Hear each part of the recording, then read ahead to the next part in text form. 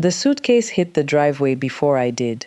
My silk blouse tore at the shoulder when Adrian shoved the last of my things into my arms, and for one breathless second, all I could hear was the rain drilling against the roof tiles and my wedding ring clinking across the marble step. "Get out, Mara," he said. Not screamed, not cried, not even angry. Cold, like I was a stain he'd finally decided to scrub off his life. Behind him, our foyer glowed golden and warm, all polished floors and expensive art I had chosen with hands he now claimed had never built anything. Over his shoulder stood Celeste, barefoot in my kitchen doorway, wearing my cream cashmere robe as if she had been born inside it. She didn't smirk, that would have been easier to hate. She looked pitying. That almost killed me. Before we continue, please comment where you are listening from, subscribe to my channel, like this video, watch to the end, and share your thought in the comment section. Let's continue.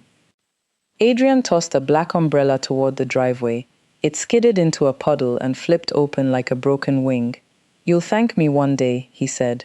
I laughed then, not because it was funny, because something inside me had cracked so sharply that laughter was the only sound that could escape. "Thank you," I whispered. "For what? For stealing 10 years of my life." His jaw tightened. "For ending the lie. The lie." That was what he called our marriage now. 10 years of standing beside him when his construction business nearly collapsed. 10 years of smiling through dinners with investors who spoke to me like decoration. 10 years of swallowing loneliness because he said ambition had a price. 10 years of believing that when he came home smelling like another woman's perfume, it was stress, it was work, it was me being insecure. The lie. I bent down, fingers trembling, and picked up my ring from the wet stone. For a moment I thought about throwing it at his face. Instead, I closed my hand around it until the diamond bit into my palm. "Keep the house," he said, mistaking my silence for defeat. "Keep whatever dignity you have left. Don't make this ugly." Celeste shifted behind him. "Adrian, maybe she should at least take the car." He turned on her with sudden tenderness. "No, the car is in my name." My breath froze. The car I drove to his hospital appointments after his accident. The car I used to deliver meals to his job sites. The car I signed paperwork for because he was too busy to notice details. In his name, of course. Everything was in his name, even apparently my suffering. "Where am I supposed to go?" I asked. Adrian looked past me, toward the locked iron gate and the empty road beyond it. "You always said you were independent." Then he shut the door. The click of the lock was softer than rain, but it echoed louder than thunder. I stood there barefoot on the driveway in the storm, holding a suitcase with a broken wheel, a soaked umbrella, and the remains of a life I had mistaken for love. For 3 minutes, I didn't move. Then the porch lights went off. That was when I cried. Not delicate tears, not the kind women shed in movies while still looking beautiful. I sobbed so hard my knees buckled, and I grabbed the wet hood of Adrian's black Range Rover to keep from falling. My body shook like it was trying to throw my heart out. I had no mother to call. She had died when I was 22, leaving behind a shoebox of recipes and a warning I had not understood until that night. Never love a man so much that you become homeless in your own life. My father had vanished before I learned to spell his last name. Friends? Adrian had slowly trimmed them from my world, one complaint at a time. "She's jealous of us." He disrespected me. "They don't understand our lifestyle." By the time I realized I was alone, I was already locked outside. I dragged the suitcase down the driveway, through the gate, and into the street. The wheel snapped off halfway, so I carried it. Cars passed without slowing. The rain made the whole neighborhood look blurred, as if even the world didn't want to witness me. At the end of the road, I found a bus stop with a cracked plastic bench and sat there until my teeth chattered. That was when my phone buzzed. For one insane second, I thought it was Adrian. I thought maybe he had looked around the house and seen my slippers by the bed. Maybe he had remembered how I peeled oranges for him because he hated the white strings. Maybe he had realized cruelty is easier before the door closes. But the message was from a number I did not recognize. Do not go to a hotel. Do not call him. Go to Pier 19, Locker 6, code 1017. Your mother said this day might come. I stared at the words until rainwater dripped from my hair onto the screen. My mother. Impossible. She had been dead for 13 years. Another message appeared. Mara, move now. He will check your accounts by sunrise. My hands went numb. I looked up and down the empty street. No one. Just rain, palm trees thrashing in the dark, and houses sealed behind gates like secrets. I should have been terrified. Instead, something else rose in me. A thin, hot wire of anger. Adrian thought I had nothing because he had trained me to believe nothing was mine, but my mother's name on that message felt like a match struck in a sealed room. I stood. Pier 19 was 12 miles away. I walked 3 blocks in the storm before a night bus groaned to the curb. The driver took one look at my bare feet, my ruined blouse, my suitcase, and my face. Rough night, he asked. I almost laughed again. You have no idea. He waved me on without making me pay. The bus was nearly empty. A sleeping man in a work uniform, an old woman clutching flowers wrapped in newspaper, a teenager with headphones blinking blue in the dark. I sat near the back and watched Adrian's neighborhood disappear behind fogged glass. My phone buzzed again. When you reach the locker, take only the red envelope and the brass key. Leave the rest. Do not ask the harbor master questions. The message had no name attached, no explanation, no comfort. But somehow, it sounded exactly like my mother. She had been gentle in public and steel in private. A woman who taught me how to make soup from bones, how to sew a hem, how to smile at insults without swallowing them. And apparently, how to vanish from a ruined marriage into a mystery she had hidden from the grave. By the time I reached Pier 19, the rain had softened into mist. The harbor smelled like salt, diesel, and old rope. Boats knocked gently against their slips, their masts swaying like tall, nervous ghosts. Locker 6 sat beneath a rusted awning beside a bait shop. My fingers shook as I entered the code. 117, my birthday. The lock clicked open. Inside was a red envelope sealed with dark wax, a brass key on a navy ribbon, and a folded photograph. I took all 3 before remembering the warning. Only the envelope and key. But then I saw the photograph clearly. My mother stood on a sunlit balcony above the ocean, younger than I remembered, wearing white linen trousers and enormous sunglasses. Beside her was a man with silver hair and a scar through one eyebrow. On the back, in my mother's handwriting, were 5 words. Forgive me. Malibu was yours. I stopped breathing. The red envelope trembled in my hand. Inside was a letter, a deed copy, and a single sentence written across the top in black ink. By the time he throws you out, Mara, you'll be ready to enter the house he never knew existed. The brass key slipped from my fingers and clattered onto the wet pier. Malibu, mine. No, not possible. Adrian had told me my mother died broke. He had handled the funeral bills. He had helped me sell her tiny apartment. He had held me while I signed papers I was too grief-stricken to read. My stomach twisted. What else had he helped me sign? A sound came from the far end of the pier. Footsteps, slow, measured, coming closer. I folded the papers against my chest and turned. A man stepped out of the fog, carrying a black duffel bag. Not Adrian. Worse. It was Adrian's younger brother, Lucas, and he was holding my missing red passport in his hand. Lucas lifted one hand as if I were the dangerous one.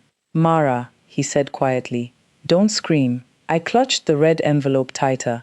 Give me my passport. He glanced down at it, then back at me. His dark hair was plastered to his forehead from the mist, and there were shadows under his eyes as if he hadn't slept in days. I stole it from Adrian's study 20 minutes ago. You stole it? He locked it in the bottom drawer with your birth certificate, your mother's death records, and copies of every bank document you signed after she died. The pier seemed to tilt beneath me. For years, Lucas had been the careless one, the charming brother who forgot birthdays, borrowed money, and never stayed at one job long enough to become anything solid. Adrian called him a family embarrassment. I had believed him, because believing Adrian had once felt like safety. Now Lucas stood in front of me in the fog, holding proof that my husband had been hiding pieces of my life in a drawer. "Why would you help me?" I asked. Lucas's mouth tightened. "Because your mother helped me first." I blinked. "You didn't know my mother." "Yes, I did." The words struck harder than the rain. He stepped closer and lowered the duffel bag to the pier. "When I was 19, I got into trouble. Real trouble. Adrian told me I deserved what was coming. Your mother paid a debt that wasn't hers. She told me someday I might have to repay her by protecting you from the man you loved. My mother knew Adrian." Lucas looked away toward the black water. She knew what he was. A chill went through me that had nothing to do with the weather. "No," I whispered. "She liked him. She invited him to dinner. She told me he was ambitious. She told you what she needed to tell you, so you wouldn't run straight back to him and tell him everything." Lucas swallowed. "Mara, your mother didn't die broke. She died scared." My throat closed. I saw her again in my mind, lying small and pale beneath hospital blankets, her hand wrapped around mine. She had tried to tell me something the night before she passed, but the medicine made her words soft and broken. "Don't sign. Salt House. Not him." I had thought she was confused. Adrian had stroked my hair and said grief made the dying say strange things. I believed him. God help me, I believed him. Lucas reached into his coat and pulled out a small silver tool. "Give me your ring." I recoiled. "What?" "Your ring, Mara. Now." "No, it's not romantic anymore. It's a leash." I stared at the diamond in my palm. Even after everything, my fingers curled around it. 10 years lived inside that ring. Hospital corridors, anniversary dinners, silent apologies. The fantasy of being chosen. Lucas's voice softened. "He had a jeweler modify it after your 5th anniversary. He told me it was because you kept losing things." My knees nearly gave out. I remembered that anniversary. Adrian had made such a beautiful speech. He said he wanted the ring reset because I deserved something more secure. More secure. My hand opened. Lucas took the ring, turned it under the pier light, and pressed the silver tool into the inner band. Something tiny clicked loose, no bigger than a grain of rice. I felt sick. "He can track this?" I asked. "He can try." Lucas hurled the diamond ring into the harbor. I lunged without thinking. "No!" He caught my wrist before I could reach the edge. The splash was tiny. The grief was enormous. For one wild second, I hated Lucas more than Adrian. Because Adrian had thrown me out, but Lucas had thrown away the last physical proof that I had once mattered to someone. Then I understood. That ring had never proved love. It had proved ownership. I sank onto the wet boards, shaking. Lucas crouched in front of me but did not touch me. "Mara, listen carefully. At sunrise, Adrian is going to tell everyone you disappeared after an emotional breakdown. He will freeze whatever joint cards you have left. He will call people you haven't spoken to in years and sound heartbroken. He will make himself the abandoned husband before you even find dry clothes." "No press," I said bitterly, though I wasn't sure why those words came out. Lucas shook his head. "He doesn't need the world. He only needs your world." That terrified me more. The duffel bag contained sneakers, jeans, a sweater, a burner phone, a paper map, and a set of documents wrapped in plastic. Lucas turned his back while I changed behind the bait shop, peeling off my ruined blouse and soaked skirt with numb fingers. When I came out, he handed me the map. A red circle marked a cliffside road in Malibu. "Sea Glass House," he said. 30 million, maybe more now. Your mother bought the land through a trust before you were born. The house was finished after she died. After, she left instructions, payments, architects, a caretaker. Everything continued without her because she planned it that way. Why hide it from me? Lucas looked at me with something like pity, but not Celeste's soft, insulting pity. His was heavier, guilty. Because you were in love with Adrian, and Adrian had already convinced you to sign anything he placed in front of you. The truth entered me slowly, like cold water filling a room. My mother hadn't hidden the mansion because she didn't trust me. She hid it because she knew I did not trust myself. A boat engine growled somewhere beyond the fog. Lucas's head snapped toward the sound. "Move," he said. We ran. Down the pier, around stacked crates, past sleeping boats and ropes slick with mist.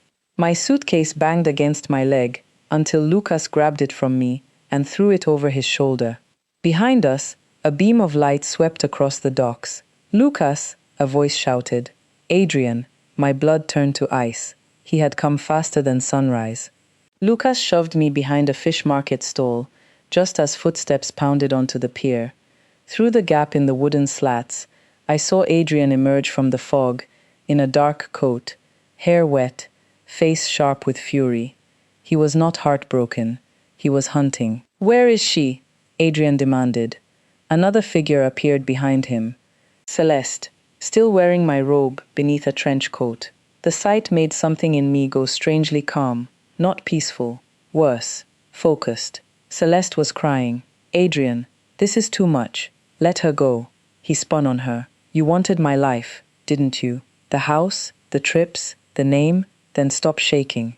My breath caught. Celeste's face changed. For the first time, I saw it. She wasn't his prize. She was his next prisoner. Lucas leaned close to my ear. "There's an alley behind us. When I say run, don't look back."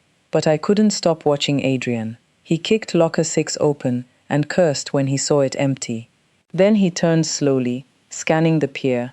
I pressed my hand over my mouth. His gaze passed over the stall once, twice. Then the burner phone in Lucas's pocket vibrated. The sound was faint. Adrian heard it. His head turned. Lucas grabbed my hand. "Run!" We exploded out from behind the stall. Adrian shouted my name with such rage that every boat seemed to tremble. I ran harder than I had ever run in my life. My wet sneakers slapped the pavement. My lungs burned. Lucas pulled me through a service alley, over a fallen crate, and toward a rusted blue pickup waiting with the engine on. An old woman sat behind the wheel. The same old woman from the bus. The flowers were gone. Her eyes were bright and fierce. "Get in, child," she said. "Your mother hated delays." I didn't ask questions. Lucas threw the suitcase into the back. I climbed in. The truck lurched forward before my door even closed. Adrian burst from the alley behind us, shouting, one hand raised, as if he could command the truck to stop, by pure arrogance. For 10 years, I would have stopped. That night, I did not. We drove along the coast, as the sky lightened from black to bruised purple. Lucas rode in the truck bed, to watch behind us. The old woman said her name was Inez, and she had worked for my mother before I was born. What was she really? I asked, my voice hoarse. Inez kept both hands on the wheel. A woman who let people underestimate her because it made them careless. The words landed somewhere deep inside me. By the time we reached Malibu, the rain had ended. The ocean spread out silver beneath the morning, endless and cold and alive. The truck climbed a private road between cliffs and wildflowers until enormous gates appeared ahead, black iron woven with copper vines. Inez entered a code. The gates opened, and there it was. Sea glass house. Not a house, a kingdom carved into the cliff. Walls of pale stone glowed in the sunrise. Glass terraces stepped down toward the ocean. Olive trees moved in the wind. A long infinity pool caught the first gold of morning, making the whole property look as if it had been built from light and salt. My body forgot how to move. "This can't be mine," I whispered. Inez turned off the engine. "It became yours at midnight." "Why midnight?" Lucas climbed out of the truck bed, face pale. Before he could answer, the front doors opened. A man stepped onto the terrace. Silver hair, scar through one eyebrow. The man from my mother's photograph. He looked directly at me and said, "Welcome home, daughter." I stopped breathing. Behind me, Lucas whispered, "Mara, don't trust him yet." The word daughter struck me harder than Adrian's shove. I stepped out of the truck on legs that did not feel like mine. The man stood at the top of the stone steps, tall and still, his face carved by time and regret. For 13 years, I had believed my father was a shadow who had walked out before I could remember him. Now that shadow had a scar, a voice, and keys to my mother's secrets. "Who are you?" I asked. His mouth trembled. "Elias Vale." The name meant nothing to me. Inez touched my elbow. "Your mother trusted him." Lucas came around the truck, rainwater still dripping from his jacket. "Your mother trusted a lot of people who lied." Elias did not defend himself. That frightened me, more than anger would have. "You have every right to hate me," he said, "but not before you understand why this house exists." I looked past him into the mansion. Through the open doors, I saw polished stone floors, a chandelier like falling rain, and beyond that, the Pacific smashing itself against the rocks below. It was beautiful enough to hurt. "Did my mother hide you too?" I whispered. His eyes filled. "No, I hid from her." I laughed once, sharp and ugly. "Then we're done." I turned away. "Mara," he said, and his voice broke. "Adrian's father killed your mother's first husband." The air vanished. Lucas went completely still. "My father?" he said. Elias looked at him with sadness. "Victor Cross. He was your father, Adrian's father, and the reason Sophia ran for half her life." Sophia. My mother's name in his mouth sounded sacred. Elias stepped down one stair. "Your mother married young." Victor was charming, rich, brutal. She escaped him with documents proving he had stolen millions through fake land deals. I was the accountant who helped her disappear. We fell in love. Then Victor found us. Sophia survived, but the man she had married before me did not. My heart pounded against my ribs. I looked at Lucas. His face had gone gray. Adrian knew. Lucas said. Elias nodded. "Not everything. Enough." He married Mara to find what Sophia hid. The cliff, the ocean, the mansion, the dawn, all of it spun around me. "No," I whispered. But suddenly, everything rearranged itself. Adrian appearing at the grief group 3 months after my mother died. Adrian offering to help with paperwork. Adrian's gentle insistence that I was too broken to handle anything. Adrian studying my mother's old shoebox like a man looking for treasure. He had not loved me and grown cruel. He had come cruel, wearing love as a mask. The sound that came out of me was not a sob. It was deeper, older, like something buried had finally cracked through the earth. Before anyone could speak, tires screamed beyond the gates. I turned. Adrian's Range Rover slammed to a stop outside the iron vines. Celeste sat beside him, white-faced. Adrian got out first, wild-eyed, soaked, furious. He gripped the bars and shouted, "Mara, open the gate." Inez moved toward the keypad, but I stopped her. "No." Everyone looked at me. For the first time that night, the decision was mine. I walked down the long driveway toward him. Lucas followed a few steps behind, but I raised a hand. Alone. Adrian's face changed when he saw the mansion behind me. His rage thinned into something naked and hungry. "You found it," he said. "Not you're safe. Not I'm sorry. You found it." And with those 3 words, he buried the last ghost of my love. "What did you think would happen?" I asked. "You'd throw me out, follow me, frighten me, and I'd hand it over?" His fingers tightened around the bars. "You don't understand what this is." "I understand exactly what it is. It belongs to my family." "No," I said. "It belonged to my mother. Now it belongs to me." His expression hardened. "You're nothing without me." The old words came easily to him. They had been sharpened over 10 years and pressed into me so often that my soul still recognized their shape, but they no longer fit. I looked at Celeste through the windshield.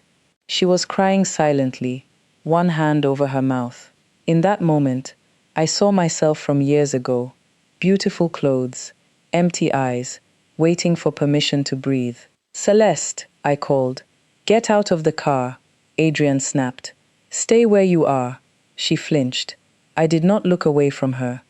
"You can stay with him and become me, or you can step out now." For a long second, nothing happened. Then the passenger door opened. Celeste stepped into the morning barefoot, still wearing my robe.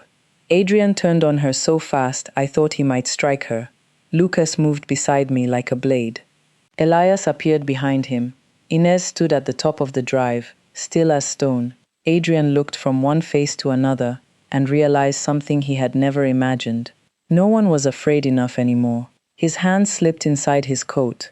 Lucas shouted, "Mara!" I moved before I thought. Not backward, forward. I grabbed the iron gate and slammed my palm against the release panel on my side. The gate did not open outward. It opened inward. The heavy iron swung with sudden force, striking Adrian's shoulder and knocking him hard onto the wet pavement. Something small and black skidded from his coat and splashed into a drainage grate. A recorder, not a weapon. A device meant to capture my fear, my confusion, some desperate promise he could twist later in private. Even his violence had paperwork behind it. Celeste ran through the opening. I caught her before she fell.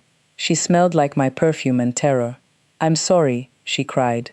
"He told me you were unstable. He said you tried to ruin him." "I know," I said, and I did, because he had told me worse about other women. Adrian pushed himself up, face twisted with humiliation.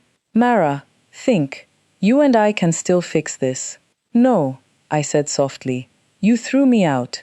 His eyes flashed. I was angry. "No, you were honest." The gate began closing between us. He lunged, but Lucas caught the edge and shoved him back, not with rage, with finality. Adrian stood outside the iron vines as the lock clicked into place. It was almost the same sound as the door closing behind me the night before. Almost, but this time I was on the inside. I turned away from him while he was still shouting my name. Sea Glass House waited in the sunrise. Inside, Elias led me to a room facing the ocean.